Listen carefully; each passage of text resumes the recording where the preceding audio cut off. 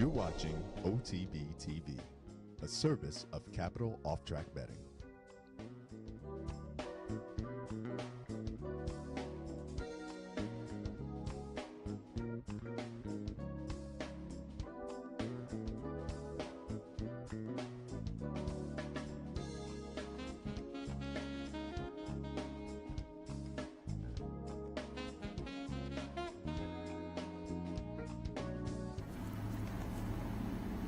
Good morning and welcome to Loose on the Lead on this Sunday morning, the last Sunday here at Saratoga, the last Loose on the Lead. So we will be getting the sobs and farewells over on the front side this afternoon.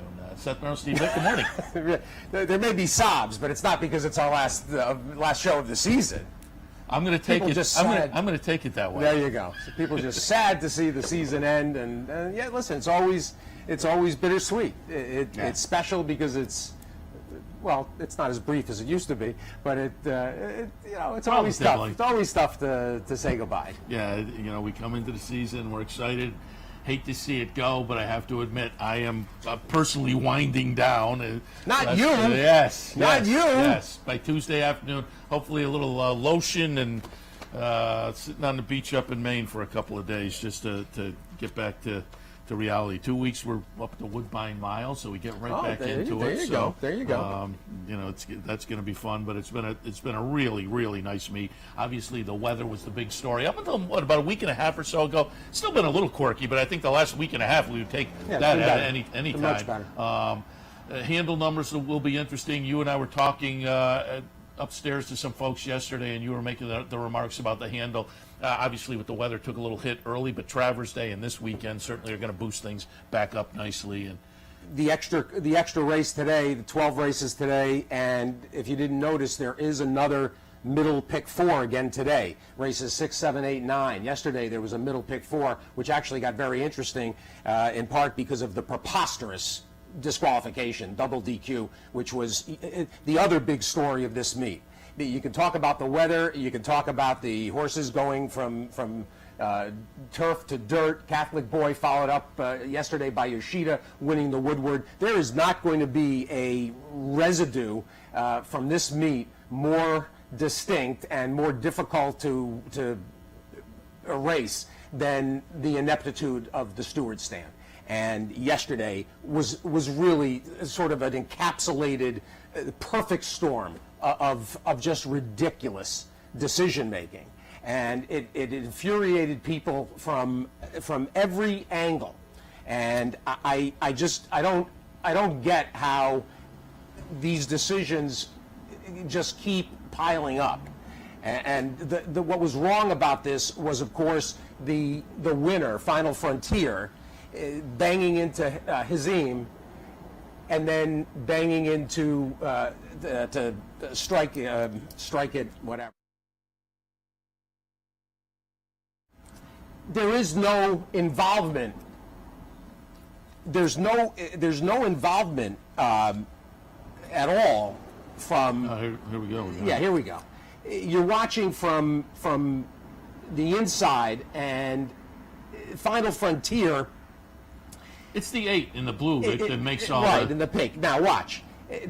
He's going to come over and bang, and then Hazim, the 10 in the middle with the Shadwell stripe, is going to bang into Strike Me Down. To take Strike Me Down is unbelievable. The horses, Strike Me Down at that point, who did come in, there's no doubt. But Rosario is holding a line. It's not as if at the point of contact, Strike Me Down is marauding over to hit the 10. So the contact was initiated because of Final Frontier hitting Hazim. So to take the 4 down, in addition to the 8, is just insane. And horseplay, the players are just getting disgusted at this point. And getting, really frustrated, and I don't blame them. I'm the type that shrugs off these steward decisions. I had a $20,000 plus pick 6 I was disqualified out of at Del Mar a couple of summers ago, and you just hope in the grand scheme of things these decisions even out.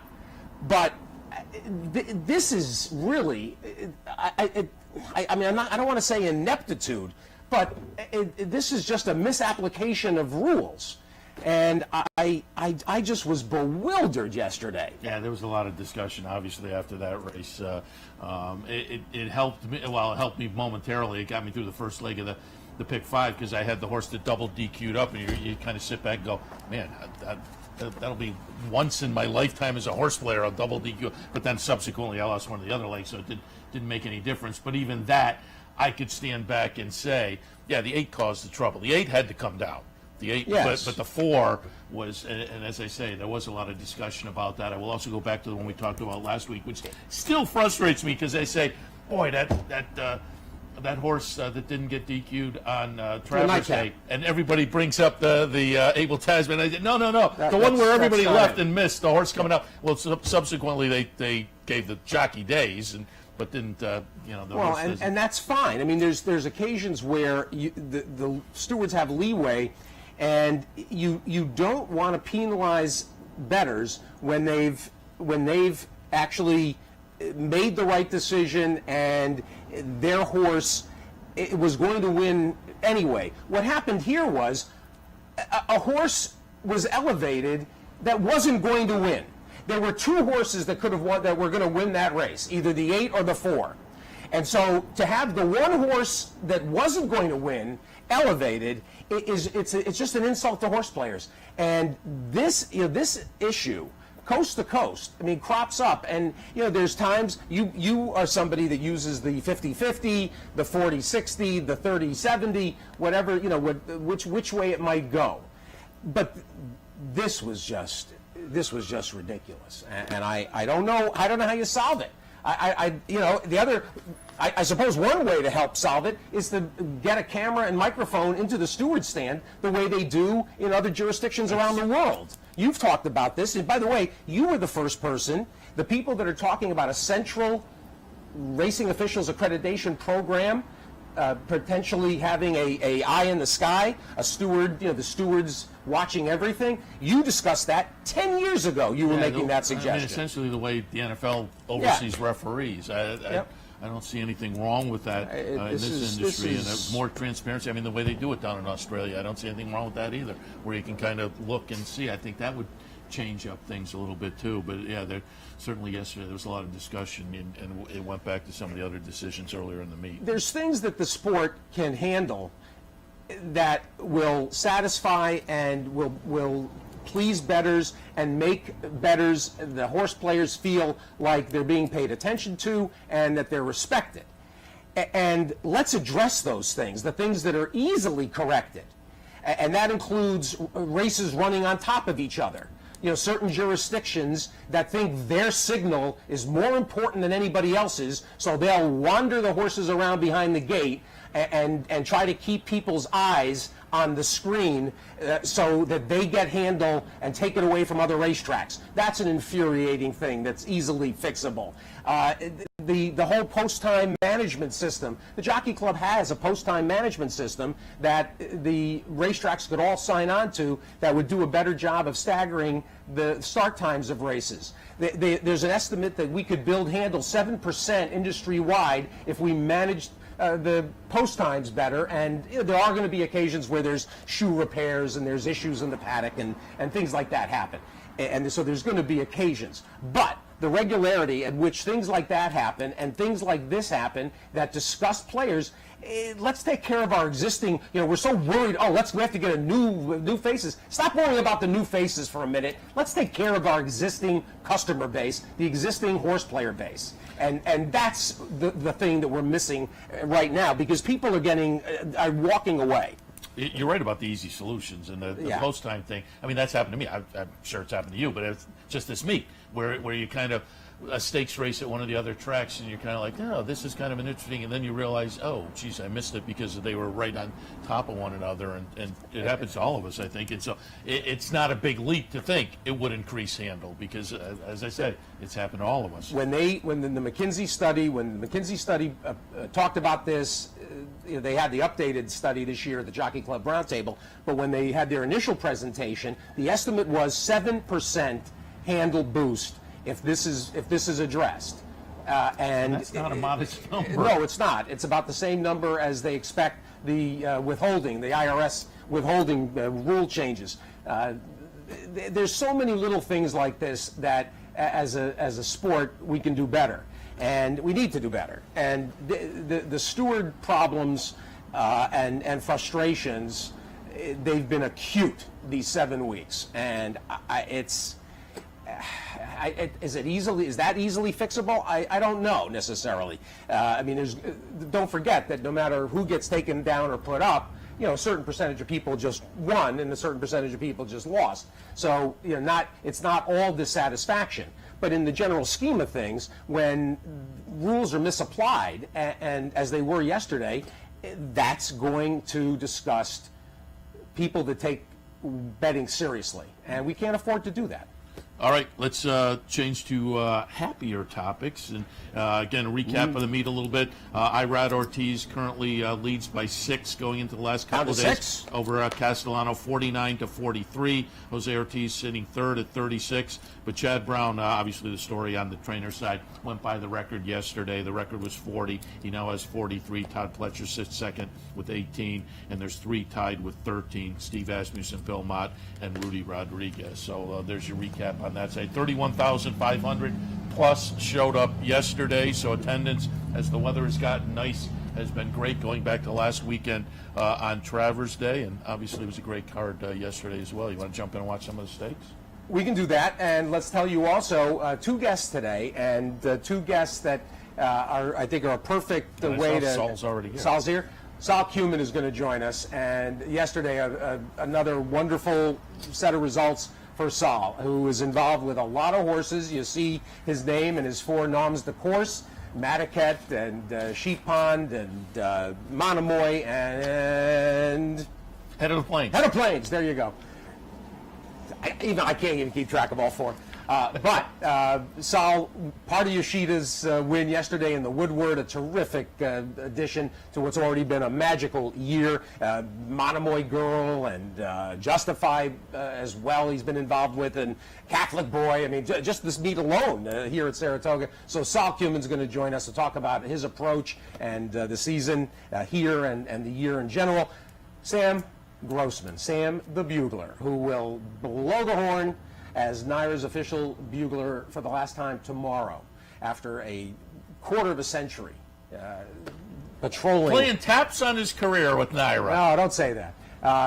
Sam, who I've been friends with because of the barbecue, is when I really got to know Sam, and would make Sam a chicken sandwich almost daily at Carolina Barbecue. And Sam has been as great an ambassador as a racetrack can have.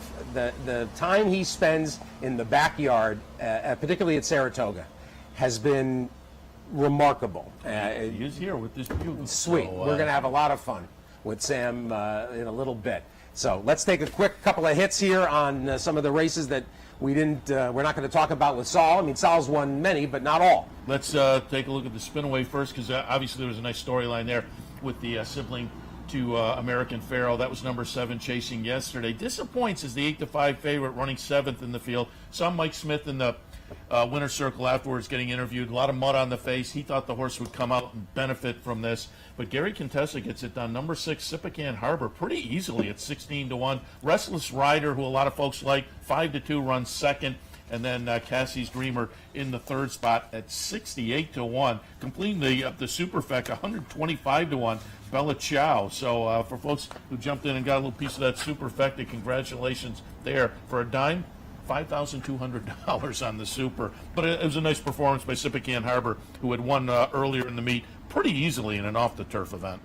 Not just pretty easily, that was the most resounding win of the entire season, was Sipacan Harbor. And Gary Contessa, as mentioned, who's had a good meet, and Lipa Coy. And Lipa Coy has been in the game a long, long time. He's won his share of races and a variety of races. In fact, with the Saranac being run yesterday, Lee, I think one of his first stake wins was the Saranac with Gary Siaka with Debonair Dan going way back. And this was a $260,000 purchase at OBS, and a very savvy one. There's actually a couple of OBS storylines out of this win, because Cassie's Dreamer was a $50,000 first start claim that went to Barclay Tagg off of Ron Paolucci. And it's not as if, Ron basically places horses where they can win. And this is one that got away. But Cassie's Dreamer to get black type in her first start against winners is really a great story. That's a flatter filly and poach for 50 grand. You look at Sipican Harbor, this is a mammoth win for Orb, who has been desperate for a Grade 1 winner. And for him to get a Grade 1 winning filly is a huge shot in the arm at just the right time, coming ahead of the Keeneland yearling sale that starts on next Monday. And I can't stress that enough. This is a big win for Orb, who may be kind of getting some traction after a really, noticeably weak start as a stallion. So this is a good win on a lot of, really a lot of varieties, and very happy for Lee McCoy. I'll also mention, I don't know if you saw Chip McEwen was on track. And those of you remember Chip from the Wounded Warrior stable, and it was almost serendipitous that Uncle Si was on the card yesterday that originally was with Wounded Warrior and Chip. And of course, Chip had a debilitating stroke. He looked good, and he's doing well, and he's got horses again with Gary, and I think it was a bit of a good luck charm yesterday for the Contessa barn to have Chip McEwen up from Atlanta, and it was great to see him. And I wanted to make sure to mention that. Sipican Harbor, though, debuted on the turf, and that was kind of lackluster. Now 2 big wins on the dirt. It's going to be fun. That was a win in your end, too. So. Oh, yeah, they're excited. And, of course, Gary and Lee McCoy went to the Breeders' Cup a couple of years ago with Arch support in the juvenile fillies turf. Gary's been there also with Manhattan Dan and Spite City. So a fourth trip to the Breeders' Cup. And I think Gary, they had a couple of very good 2-year-olds, it looks like. No, he had a good meet. And so I should also mention that Lee McCoy, you may have seen last week, a horse that he bred out in California, out of his class of 63. I did not see it, so I can't help. Gunmetal Gray. Won the other day at Del Mar. Oh, nice. So on a little bit of a roll. Yeah. All right, let's go back a little bit earlier. The Saranac yesterday. Raging Bull, boy, this was a nice performance. Gets a nice late run down the stretch. Raging Bull, a number 3 horse, up the ante for Christophe Clement. Runs second after making the early pace, and March to the Arch runs third in here. But again, Raging Bull, only the 5th career start, 4 wins now. And Peter Brandt owns a pretty nice meet up here for owner Peter Brandt, who kind of resurgent in the game. In a big way, buying horses, using that formula, finding horses in Europe, but also buying very actively at the sales. This is a really nice young horse. Getting it done there in again, the Saranac. And let's take a look finally at the Glens Falls, which wrapped up the card. And I said it earlier on the Handicappers Report. Shame, shame, shame on every other jockey in the race. Congratulations to Manny Franco. But we'll watch the stretch run. And after the early fractions of 27 and change, 54 and change, 6 furlongs in 121, the mile in 146, of course, Lady Montour is going to run away and hide from this field, and that's exactly what happened in the nightcap last night. Again, kind of lulled them to sleep. Congratulations to Manny Franco, but as I say, where were the rest of the jocks when they were putting up those kind of fractions? Get out there and push a little bit. Well, this is a nice win for Tom Albertrani, who's actually had a nice little meet, and I think he's got 2 stake wins on the season, and some other horses have run well. And of course, Sadler's Joy, a little late arriving, which can happen. He's a pace-dependent type, but could be for Tom. Always happy to see Tom Albertrani do well. All right, before we go to the break, you want to mention the DT entrance today? You're going to be over on the front side, on the owner side of things. Is it Corporal Magdalena? It's Corporal Magdalena, and I'll put the story up. It's in my selections, a link to the story, and I think the boys have got a picture. Corporal Magdalena is by Courageous Cat out of 5 Silver Stars. So I tried to think of something that had to do with military and Silver Stars. and because she's a Philly, I looked up the Silver Star, one of the most distinguished awards that the American military bestows, and this is Magdalena Leonis, who died, I think, 4 years ago now. She was a Filipino girl during the war. She was a spy for the American and Filipino forces. She was captured 3 times by the Japanese. And the first time she was captured, she was held for 6 months. She taught herself Nipango, which was a dialect that the Japanese used so that Americans couldn't decipher what they were saying. She learned it herself. She moved radio parts around, troop maps and things, all during World War II in the Philippine theater. She was given a Silver Star silently after the war. She never told her children, no one, until she died. The story did not come out until she passed away at the age of like 93. Magdalena Leonis, and she was a corporal in the Army, and her children found out after she died that she had been an incredibly heroic participant in World War II. So Corporal Magdalena, named for Magdalena Leonis. 6th race today, and then in the second race you have Kid Chocolate. Kid Chocolate, who I was delighted to get the name, and from what I can tell, there never was a Kid Chocolate except the Cuban Bon Bon himself. The absolute terror in the 30s, the boxer, and Kid Chocolate, we thought was entirely brown, was completely entirely brown. So I thought, and he's got a chocolate hue to his coloration. So Kid Chocolate popped in my head. It does turn out he's got a little white mark on the back of a heel, and I have to go change the papers later. And the Jockey Club is charging $75 because his identification apparently wasn't sent in correctly at the beginning. So you got to pay an extra $75 to change the papers. But Kid Chocolate's a big, looking at Lucky. He's 5.5 is too short, but we want to get some starts in. We're here. The partners are around, and we'll get started. We also have Minute Mouse. She'll wait till Belmont. But it's exciting to have. It's just funny the way it felt that both horses will start today. A can of brown shoe polish is only like $5. Yeah, well, who was it? Ed Charles? What was the famous the Mets, the '69 Mets with the shoe polish? They showed the shoe polish on the foul. You remember that? No. Oh yeah. There was a putover they tried in Australia. That was the big story where they painted the whole horse, and then they got back to the winner's circle and the paint started to drip. It was clearly not things. There was trouble after that. All right, we'll take a break. When we come back, Sal Cumin, Sam Grossman, big edition of Loose on the Lead to wrap up this Saratoga season. Stay tuned.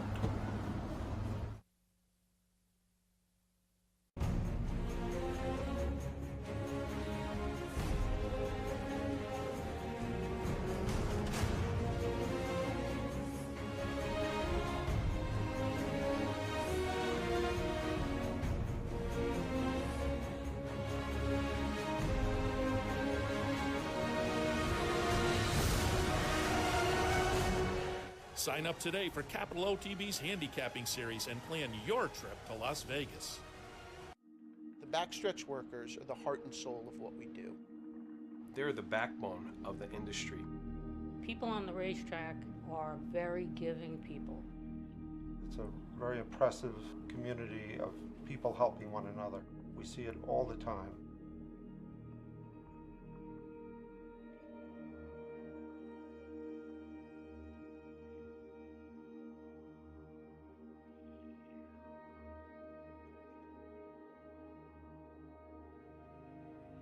Any help we need is right there in their hands. It makes so much easier in the family to have somebody like Nathan to help them.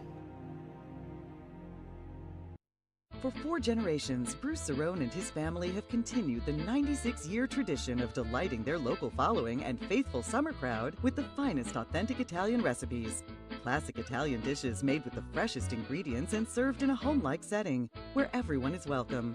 Some things have changed in the last 96 years, but not Pinnell's commitment to the finest in Italian cuisine. Pinnell's Italian Restaurant, a Saratoga tradition since 1922. 284 Jefferson Street, just minutes from the track.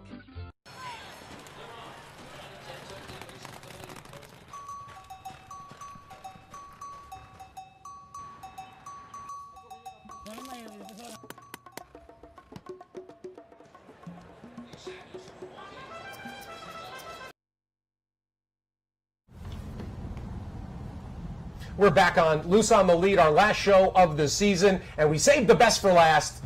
Sal Cumin joins us, and Sal, I think yesterday you only won 2 steaks, by my count.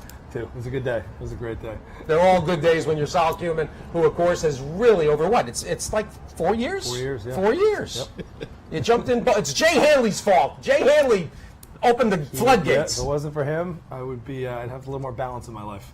So I blame him. You're having a lot of fun. Explain how Jay, how you met Jay, and because it's a fun story, and how he got you in. Sure, yeah. So Jay has a fabulous building company out in Nantucket, and he actually built our summer house, and we became pretty good buddies over the years as we kind of went through building the house. And he approached me about 4.5 years ago and said, "Look, I think you'd really like this horse racing thing. I mean, it's got all the elements of things you like. There's a deal element, there's family, kids, the whole thing." So we put a little group of 4 guys together, and we bought a couple of horses. He had introduced me to Chad. He had 1 horse with Chad Brown, and we ended up with some great horses in our first group. Obviously, Lady Eli being one of them, and that was pure luck, and that sort of got us hooked, going on a journey with her, and it's been a lot of fun since. Unbelievable. And that the Lady Eli story, of course, has so many twists and turns, and one of those horses that captured the fan imagination, and as a way to get introduced to the game, to have that kind of a horse start you off, it just is infectious. It's like the people when you bring people to the races for the first time, and they make their first bet and they win, and now they're hooked. Yeah. Same thing happens. That's exactly right. I mean, you go on a journey like that, traveling around the country, winning big races with your family and your friends, and you really get hooked. You see the great part of the game right away, and it gives you a little bit more confidence to spend more dollars and get more involved. And since then we've expanded our program, and it's been a lot of fun. It's been great. Talk a little bit about your philosophy for buying horses, because I know you buy into a lot of proven horses, but I had Liz Crow on earlier on the weekday show on the bloodstock side of things, and with Lady Eli you get horses starting early, but what's your overall philosophy on acquiring horses? Sure, yeah, so we've got a great team. Obviously Liz and Brad Weisbord have done a terrific job for us, working with us closely with really everything that we do. We try to split it up. We have about 30% of what we do is buying what we call unraced horses. So, that would be a Monomoy Girl or a Lady Eli, something that we're buying at a sale. I would say call it the more traditional way of getting involved in the sport. And the rest of what we do is buying either entire proven horses and trying to move them, or buying pieces of them, pardon me, depending on kind of what the situation is. And really, it's a little bit like our day job, where we're really kind of betting on people. We're trying to find horses that are in good spots with trainers, or trying to find horses that we can move and put them into what we think are going to be better spots. And it's a little bit of a different philosophy. I think some understand it, like it, some don't approve of it. But it's worked for us so far, and we're going to kind of keep doing it and see if it works for a little bit longer. You talked about moving horses into better spots. That kind of a perfect lead into yesterday in the Woodward, where it was a little bit of an experiment, going from turf to dirt. But Bill Mott, he's done it before. We'll watch the stretch run to yesterday's Woodward with Yoshida, the number 1 horse here. Gunnevera makes a nice little late run. I like Gunnevera, but boy, pulled away. What's the chart margin? 2, and looked like it could have been much easier than that. But talk a little bit about the win yesterday. And coming into the race, what was the team thinking, making the turf to dirt move? Sure. So the call was really all Elliot Walden from Windstar Farm, that really is the one that manages the horse. He's the majority owner, and he'd wanted to try this horse on dirt really all year. The mother was obviously a dirt horse and won some big races on the dirt. We had sort of tried to figure out which the right spot would be, and even though this was back on 3 weeks from really not his best effort, him and Bill put their heads together and picked the spot. I'd say I wasn't sure what to expect. It had worked the week before with Catholic Boy, when I really honestly thought we had a turf horse on our hands, and was obviously had a massive upside surprise. So to have it happen 2 weeks in a row, honestly was kind of crazy. And the ones you don't expect, you get home that night and you just like, I can't believe this just happened 2 weeks in a row. So it was awesome. And the horse obviously ran great. He's an unbelievable horse, and showed great versatility to be able to do it on the turf and the dirt. Have you guys talked about what's next? We haven't yet. I mean, it opens up a lot of doors. I mean, I think you obviously have to think about the mile and a quarter with the Breeders' Cup Classic as an option. But Elliot and Bill really manage this horse, and they've done a terrific job as they always do. So they'll make a decision on this one. You're obviously on track. You mentioned Catholic Boy, and that storyline, a big part of the year. The biggest horse, of course, of the year that you had fun with, Justify. And it just so happened that we were out at Santa Anita, and you came out for the Santa Anita Derby, and you brought in with that group at the time that included Audible. So you end up with a number of horses running in the Derby. But go back to Justify a little bit and talk about some the decision-making process about buying at a premium and also philosophically when it came to, in essence, leasing the racing rights as opposed to buying in and being a part of the potential long-term return on a stallion potential, and how you weigh that, and it's obvious how much fun you have. So being a part and going on a run like this is just fun. But talk about how you and the people that you're bringing in, how you decide on what is worthwhile from a financial standpoint. Yeah, so about 70-75% of our program is buying fillies, and so fillies, if you're able to improve their pedigrees and you're buying the right fillies, we think that really kind of keeps us in the game, and that's really our bread and butter. We've done best buying fillies. Our group every year, and it's a group of 3 or 4 of us. We obviously have an appetite to try to take a shot for the Derby in some of these big races. We've had years where it hasn't worked, and we've had years like this year, obviously, that worked extremely well for us. Right, we took 3 shots that were Justify, Audible, and Catholic Boy, and we ended up winning the Florida Derby with 1, the Triple Crown and the Santa Anita Derby with the other, and then the Travers and the Belmont Derby with the other. So and Jack too. Yeah, and then My Boy Jack, but we bought him as a baby, so he was part of our yearling crop. So I put him in a little bit of a different category, but. So we look at the dollars that we're willing to risk buying, call them dirt colts, which are obviously higher risk and higher reward, and we have sort of a budget for that, and saying we're going to take a shot or 2 a year. Catholic Boy was the first shot we took. We bought into the horse very early. It looked like the shot, frankly, didn't work, and it turned out he had an excuse for not running well in the dirt early. I thought we really ended up with a good, with a good turf horse, and it turned out, obviously, winning the Travers, that was a really good financial deal. The deal that you mentioned with Justify and Audible is not a typical deal for us, right? I mean, we own about 100 horses. We've only done a deal like that, frankly, with this ownership group, with WinStar and SF in China, because they're obviously very focused on the breeding. It was really our only chance to be able to get into a horse that we thought was elite. So we structured a deal, thanks to Brad Weisbord, who did a great job structuring the deal with Elliot. It was a little bit different, and it was really just essentially getting the racing and not being able to partake in the breeding. Now, it obviously cost a lot less to get into the deal because we weren't partaking in the breeding. So it turned out to actually be a pretty good financial deal. We won with that group 5 Grade 1s. Good point. So it wasn't, won't be as big of a deal as Catholic Boy or Monomoy Girl or Lady Eli. Those will be better financial deals for us. But we made pretty good money and won 5 Grade 1s and went on a journey that we'll probably never get to go on again. Well, exactly. So it worked out well. They all feel different, right? I mean, it has to do with the group of the partners, how long you've been involved in the horse.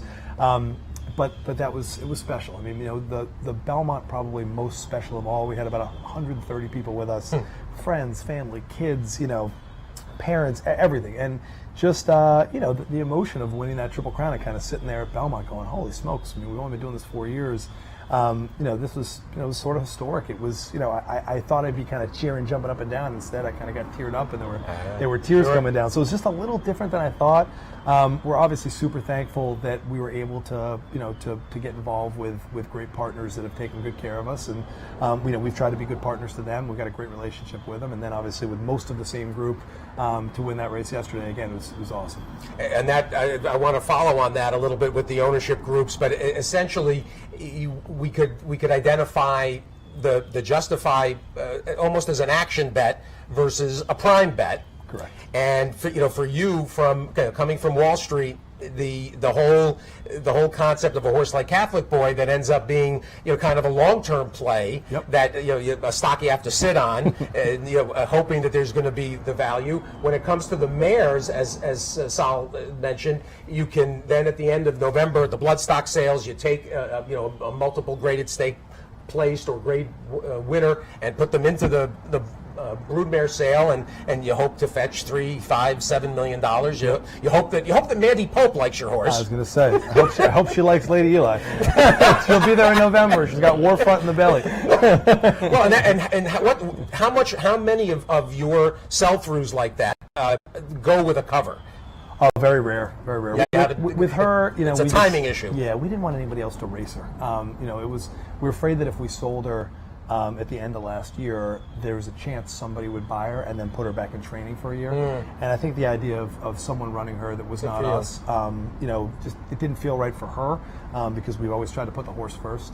And so we felt like let's take that out of the equation, and we decided to put her in fold. So a little bit of a different strategy for us, but she's obviously been through so much, and we sort of always try to do the right thing with her, that we wanted to make sure that we could do that all the way to the end.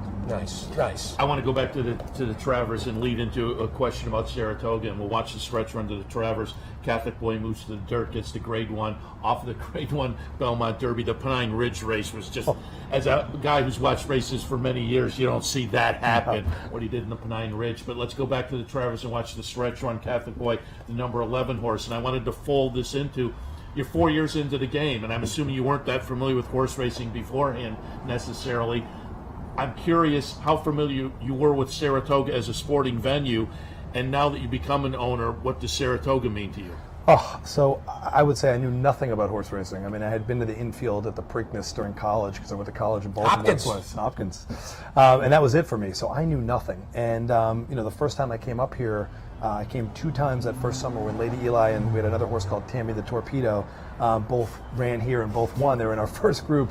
Lady Eli ran in House Silks. I mean, I remember after the race, Chad looked at us and said, "Hey, you guys got to get some silks." And we're like, "What are silks?" I mean, we had no idea. So that just shows we really didn't know anything. In the last few years, I've learned a lot. I've spent a lot of time, studying and trying to learn a lot. And obviously, I've had great people around me, especially Chad Brown and Brad Weisbord, that have spent a lot of time teaching me things. This place is special. We rented a house on Oklahoma on the back track 3 summers ago, a group of us, and we only got here for a few weeks, but sitting out on that back porch and watching the horses train in Oklahoma, that was it for me. I mean, I fell in love with the mornings. I soon after bought a house a couple doors down, and I get up here as much as I can during the meet. I absolutely love this. I don't know if you call it a town or a city, but it's spectacular. The people are great. The energy that's here during the meet is like nothing that I can really explain until you've been here. I have friends of mine that have had sort of my background with know nothing about racing, and I shuttle them back and forth in here every week, and every time they leave they kind of look at me and say, I get it now, I understand why you love this. I mean, this is incredible. So we've been lucky. We brought a lot of new people into the game, and it's great. This place is incredible. So you got Ken Ramsey as a neighbor? Ken Ramsey, backyard heaven. He's right down there. E5 Racing, a couple doors down. The street's starting to heat up, so it's great. You mentioned the infield at Pimlico. You went to Hopkins. You played lacrosse, and interestingly, your first Triple Crown success came with Exaggerator at Pimlico, which had to really be kind of unique, and to come back to Baltimore and win a race like that, and Exaggerator brought you some thrills that probably ignited the real heavy interest in Triple Crown. Absolutely, yeah. That was one of the best wins we've ever had. I mean, it was an amazing group of people. Keith DeSormo did a terrific job with that horse. Our partners on that horse are great. They've become good friends of ours. We own a lot more horses with them, like my boy Jack. And that win was amazing. Just being back in Baltimore, and it was great. It was really, it's funny. The last week has sort of made you think about. My kids asked me this week, what are your top 5 favorite wins that you've ever had? Oh, good. And I really had never thought about it. So I kind of had to sit back and try to rank them. And in no particular order, that Preakness is clearly in the top 5. The Catholic Boy Travers is clearly in the top 5. Lady Eli's first Breeders' Cup win was our first Grade 1. There you go. Was in the top 5. The Justify Belmont, Yep. obviously, winning the Triple Crown, was in the top 5, and then Monomoy Girl winning the Oaks was in the top 5, and that might have been number 1. That was a amazing. tremendous. Yeah. I mean, it was just a great race, whether you owned her or not. Yeah. You'd just be thrilled to be involved in that. And speaking of the partners, I'd love you to expand on this, Sure. because certain moments have begot other arrangements. And last week we had Ron Boquet. Oh, yeah. And Whitmore is really the horse responsible for you and Bob LaPenta being involved in Catholic Boy. 100%. Yeah. The success with when Harry Rosenblum, you bought Harry's Harry's piece. piece up. Yep. And Ron's done a terrific job with that horse. It was a great win here last weekend. That's what happens, right? I mean, it's the same thing. We talked about Exaggerator, and we became friends with these guys, and Matt Bryant and Kirk, and now we own 15 babies together that Keith bought for us last year. Nice. So same thing with Bob. We own Uni with him. We own Whitmore was the first one. We own Catholic Boy together. So what happens is you have a good experience with somebody, and then they feel comfortable saying, hey, we're going to buy this horse. Do you want to split it with me? Mike Dove is another guy who you guys obviously know pretty well from New York. We own a lot of horses with Mike, and sometimes he'll find something and say, hey, do you want to do this? Sometimes we'll find something and say, hey, we're going to buy this horse. Do you want to split it with us? And that makes it fun. And I rather own half of 2 horses than all of 1. And if you partner with good people, and it makes the whole thing a lot more fun than kind of being in the winner's circle by yourself. On that topic, what was your view, and I know you were quoted at the time, what was your view of the critique of not running Audible in the Belmont against Justify? I mean, personally, the people who seem to think that Audible was going to be a threat to Justify at 1.5 miles, I don't really get that, but whatever. You said that this concept has come under some critique. There's been some circumstances where you've had literally 3 horses. You think about Monomoy and Bizou, and I think there was a third. She's a Julie. There you go. She's a Julie with Steve Asmussen. What is your answer to that, and how do you deal with sometimes being in a position where you're running against Chad, and then you're running against when there's seemingly some cross purposes. Yep. Listen, it's tricky, but you always just have to do what's best for each horse and what's best for your partners. And we ran 4 horses in the Belmont Derby with 4 different ownership groups, and 3 in the Belmont Oaks with all different ownership groups. 7 different trainers with those 7 horses, right? I mean, so we do it all the time, right? I mean, it's yesterday we won with Yoshida. I personally bet on my other horse, Kurlov. I thought was going to win. Had no shot. They ran 11th. So you don't, you have to do what's best for each horse and try to put them in a good spot. It's not fair to the trainers or your partners to say, hey, look, I have another one here. Can you go somewhere else? It's not. I wouldn't want someone to put me in that position, and I don't do it to other people. The Audible situation, it turned out it didn't matter because the horse just didn't really come out of the Derby in great shape, and is now pretty close to coming back, but didn't need time. That was a little bit different because it was the exact same ownership group and you were running for the Triple Crown. So I could see why it was a little bit more complicated. It wasn't my decision, frankly. It would have been Elliot's decision to make, but we never really had to make it. I understand the criticism. I can see people saying, oh man, this guy's got 3 in here. No one's colluding. They're not talking to each other. They're different trainers. And you try to put each one of them in a spot to win, and you never know which one's going to fire. And you hope somebody gets lucky. And it's hard. I mean, yesterday I had 2 horses in the Grade 1, and one ran well with a group of 3 partners, and the other one I have another group of 3 partners, and it ran no good. And so you kind of feel weird in the winner's circle because part of your group is standing there and that's part of owning a lot of horses. And you just try to put your head up and do it the right way and be honest, and you hope it works out. Before we let you go, I want to go back and show the Coaching Club American Oaks from earlier in the meet and watch Monomoy grow, because you talk about you aim for fillies, and obviously you've scored big time here. Monomoy Girl is going to be the number 4 horse. I talked to Brad Cox. We were down that weekend after the Acorn, and he said that pointing towards this race and then the Cotillion. So a nice win in the Coaching Club American Oaks. Fill us in. Is she still up here training with Brad? And the Cotillion, I'm assuming, is still next on the agenda. Yeah, no, we sent her back to Kentucky about 2 weeks ago. She's training with Brad. She breezed yesterday. She's got 2 more works left for the Cotillion. Knock on wood, she's doing really well, and Brad's done an unbelievable job with her. I mean, he's been able to stick with a plan, which is rare. Most of the time, you kind of come up with a plan and then you audible frequently, and he's done an unbelievable job. And this is probably my favorite horse in training that we own today. We own half the horse. We bought her as a baby. The story's great. It was Liz Crow's first ticket that she ever signed. I know you guys had her on here. She's a terrific young woman that works extremely hard. It was Brad's first Grade 1 win, and to be part of that was great. We're extremely tight with Florent, who's the jockey, and we've won 5 Grade 1s with him this year. So, all that stuff goes into the look, we're really excited. She's going to come back in a couple weeks here in Pennsylvania, and we'll see what she can do. That's a fun day down at Parks, and you mentioned Monomoy Girl, and where's Sam? Send Sam back over here. Sam, not you, Sam. The other Sam, the little Sam. Where's that little guy? Sam, where'd he go? I want him to come up on stage and close out. Tell him to come over. Get him out here. As we wait, come on, Sam. Sal, explain to everybody the breakout of Head of Plains, Madaket, Monomoy, and Sheep's Pond. Sure. So there are. This is Sam, by the way. Hi, me and Sam. Remember the horse? Sam went to the Kentucky Derby. This is my youngest son. We have really 4 groups. Sheep Pond was the first. It was 4 guys. Obviously, Jay Hanley was part of that group who introduced us. After I decided I wanted to kind of get more involved and do more stuff, we formed a couple more groups. Head of Plains and Madaget there's a group of 3 or 4 of us. I think one's 3 and one's 4. And they're really the same people. And Monomoy is the same 4 people plus a few other guys added. So they're all mostly the same 3 or 4 guys that I own all my horses with. There'll be a few extra guys that kind of want to pop in and partake in some stuff.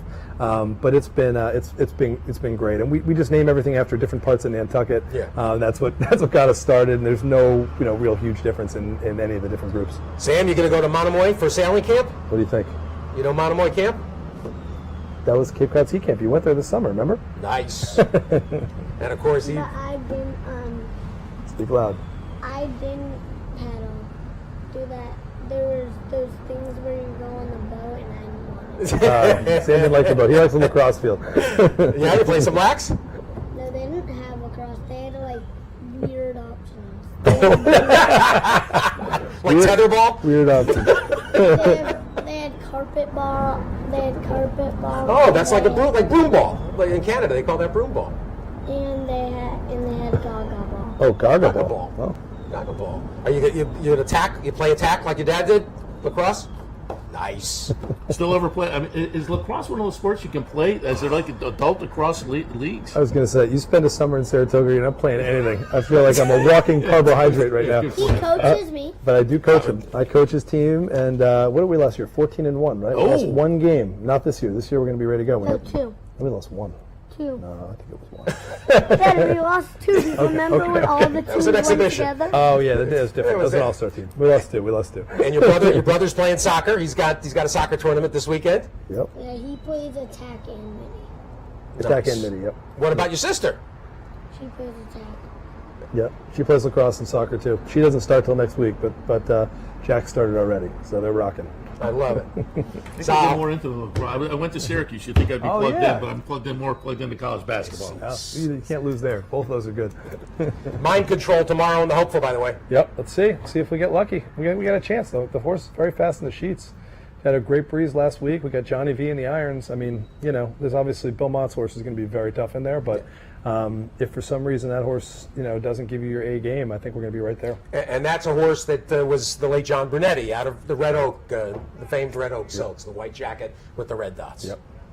Sal, can't thank you enough. Thanks so much. Really fun. Great to see you. Thanks a lot. Thanks a lot. Thanks very much. Good luck going forward as well. Thank you very much. All right, we'll head to a break. Sam Grossman, Sam the Bugler, is wrapping up his NYRA career tomorrow, but we have him here today. Stay tuned.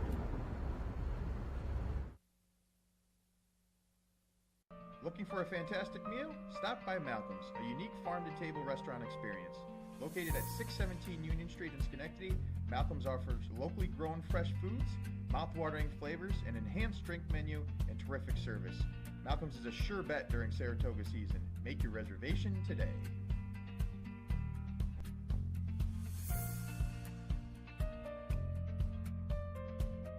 Pick, bet, and cheer on live racing from Woodbine and Mohawk Park.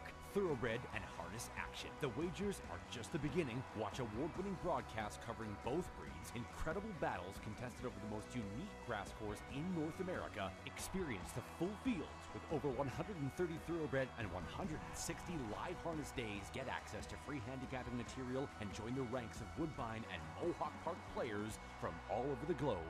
For more information, visit woodbine.com.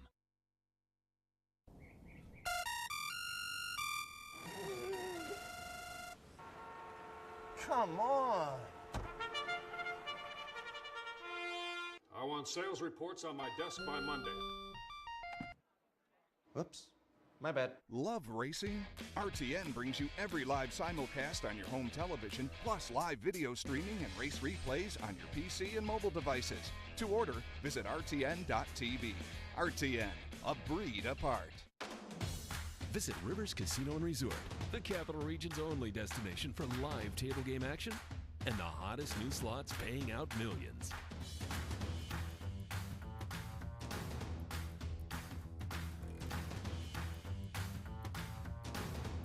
And they're off. Horse betting is now at Rivers Casino and Resort with Capital off-track betting terminals and live tellers located just off the gaming floor at Van Slyck's. Get in on all the action at Rivers Casino and Resort.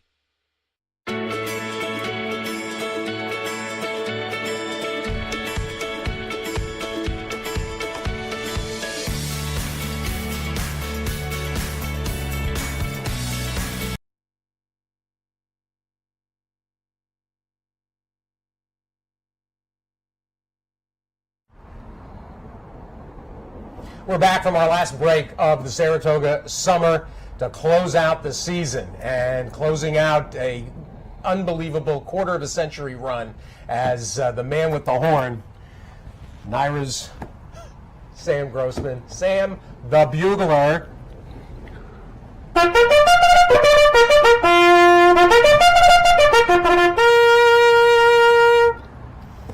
Sammy, I said just before we came on, I can't envision this backyard without you, and a big Belmont Day or a Cigar Mile Day or really a Wednesday in February without you blowing the horn.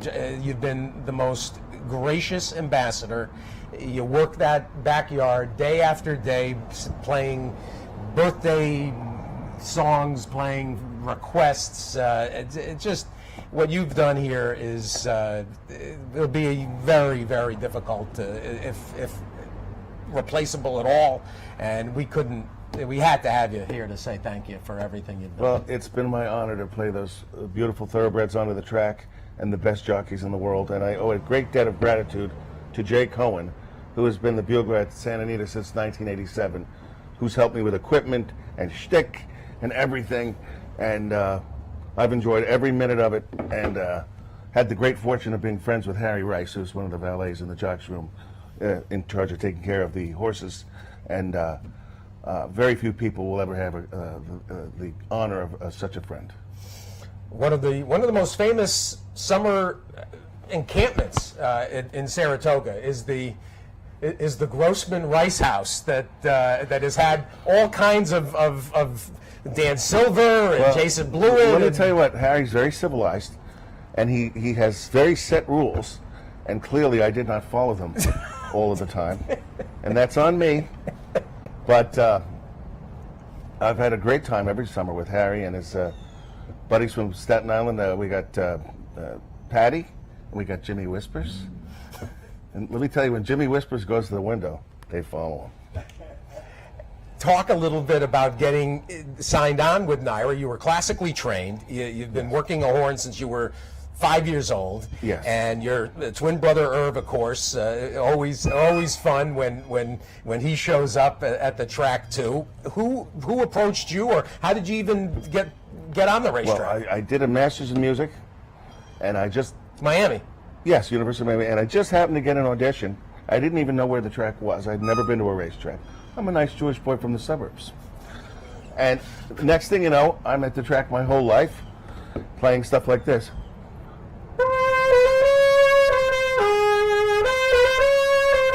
Why, every Italian man who's had 3 Coors Lights has got to hear that. and then treat me to his favorite line from a movie he's seen 120 times.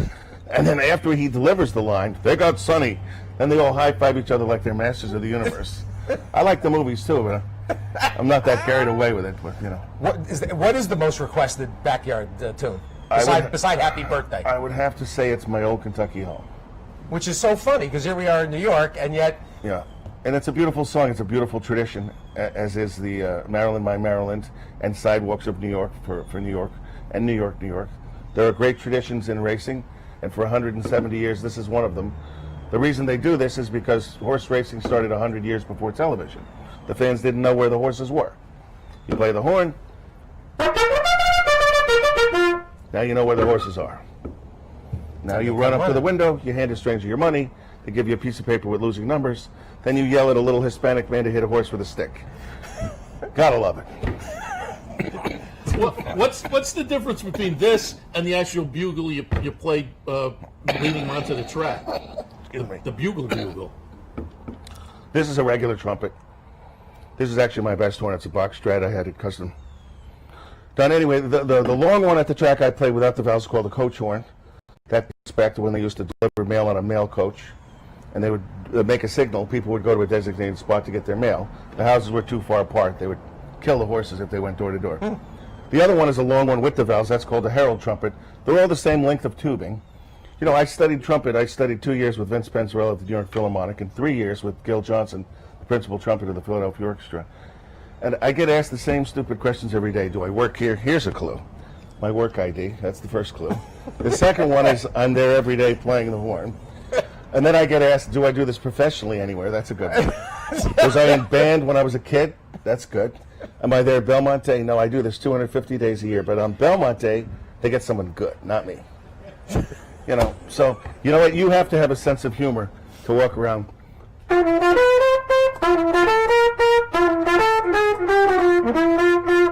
Right? I got the horse right here. His name is? Paul Revere. Paul Revere. And would you believe it?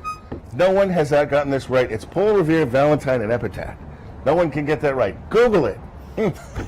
Or rent the movie. Rent Guys and Dolls. Sam, the whole environment, talk about the moments that stay with you the longest. We had so many fun times when I had the barbecue. You'd come before the track opened. We'd set you up with a chicken sandwich. Well, you were always gracious and generous with the barbecue. One thing that most people don't know is for many years I would go to you and say, okay, today is the Jim Dandy. What should I play? Then you say, I'll think about it. Come back for a sandwich later. I'd come back and he'd say, Yankee Doodle Dandy. So I'd go out and go, you know, I do Yankee Doodle, and then the call to the post, and then you'd come by and high-five me, and then, you know, 2 weeks later I'd say, it's the personal ensign, what do I do? You'd say, the Victory March from Aida. Personal ensign never lost.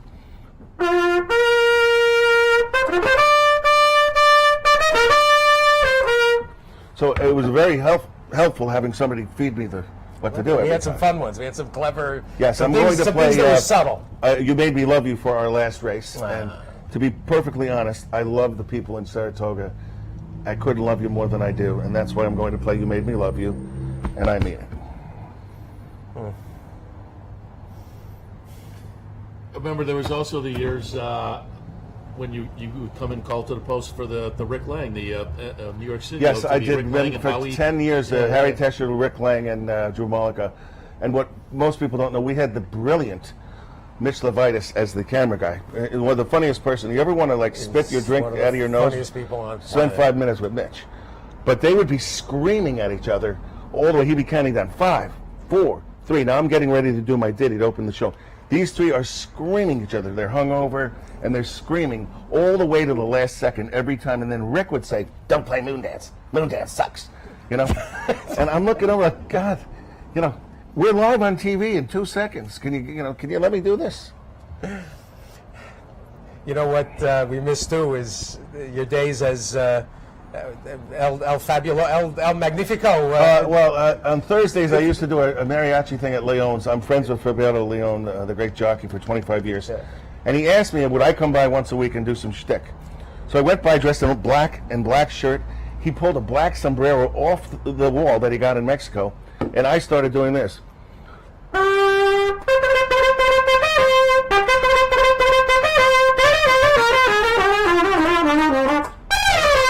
And he said, well, what are you going to call yourself? And I said, El Gringo, Fantastico. I'm a lover of many women and I fear no man. And when I enter a room, I am the alpha male. And he said, could you just call yourself Sam? El Gringo Fantastico. There we go. Roberto had a point. I saw him yesterday. He was practically crying. He gave me a hug and, said, I'm going to miss you. And, I gave him a little of this just to calm him down.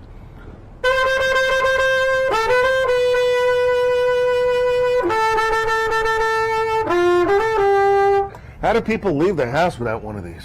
It's a good question. Or a kazoo, at the very least. Oh. So what's the game plan? What's the game plan after Monday? The game plan is, this is what Jews do. We find a pretty girl, we marry her, we go to Florida, and then she tortures us for the next 30 years. Okay? I'm doing it just right. The way they wrote it up. I met my wife in college. She was an opera singer. She sang Cagliatura, which is above soprano. She sang comic opera. And I saw her in Così fan tutte. And I just had to have her. So I dated her for 2 years, my college sweetheart. And then they were wealthy, and her father said she couldn't see me anymore because I couldn't provide her lifestyle, blah, blah, blah. So she did a master's in mental health counseling. Clearly, we're putting that to good use. And then she did a law degree. She's been a divorce attorney for 21 years. Obviously, my second divorce, much smoother than my first. Thanks for that. And we started dating 6 years ago. And the first date, I knew I'd made a mistake. I should have spent my whole life with her. I'm grateful for the 2 kids and the life I had before that. But Laura is who I should be with, and that's who I'm going to be with. Sweet. How are your boys? The boys are great. Aaron graduated Binghamton with a degree in math, and he's going back for an MBA. Maurice is halfway through a mechanical engineering degree. He did an internship at a power plant this summer. I'm very proud of the boys. Maurice wanted to be a musician. He wanted to go to the University of Miami the way I did. And I told him, you could have a full scholarship, and you're not going. And yes, I'm a hypocrite. But I don't want him to do what I was doing when I was there. I hear you. Well, the boys are wonderful, and thank you. Saw them grow up, and you know what? You don't give children a choice. You have to be polite and nice. And when people ask me about the jockeys, and it's such a great honor in my life to have been around them, they ask me what so-and-so is like. I said, well, just look at the kids. Ramon's kids are polite and nice. They come up and shake my hand every time. Sharon says, how are the kids? How's your wife? Well, you want to see what the guy's like? Look at his kids. And then you'll see what's what. It's really nice. Really nice. Sam, we got to wrap things up, but on behalf of everybody that has been in the stands and enjoyed your work, we wish you great good fortune going forward, and have a good last couple of days at the meet. And stick around for a second. We're going to wrap things up here, but we'll let you play us off. Okay. And this is the end for us also, Steve. So wrapping things up on Loose on the Lead for this summer, and I think it's been a good summer, right? Yeah, it's been a wonderful summer, and if you missed anything, and if you're going to miss us in a couple of weeks, you can go to YouTube and you can watch the whole season over again, about every 3 weeks, and that should carry you through till next July. Yeah, that's not a bad idea. Although him, you can see like 7 days a week. I mean, he's like Mr. Rogers. I am the face of Go TV. So again, we the Lucy Show. He's like Bill Fraley a little bit. He's right. Fred Mertz.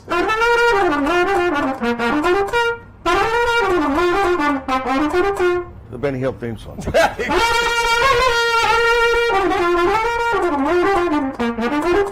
So we'll wrap it up for this season, Loose on the Lead. I'll be back in tomorrow morning to wrap up the entire season here. But yeah, I'm coming back one more day. Enjoy the races this afternoon, and again, Sam, we'll let you play us out. Good luck going forward. Yeah, I'll give you one last shot. We'll see you next time.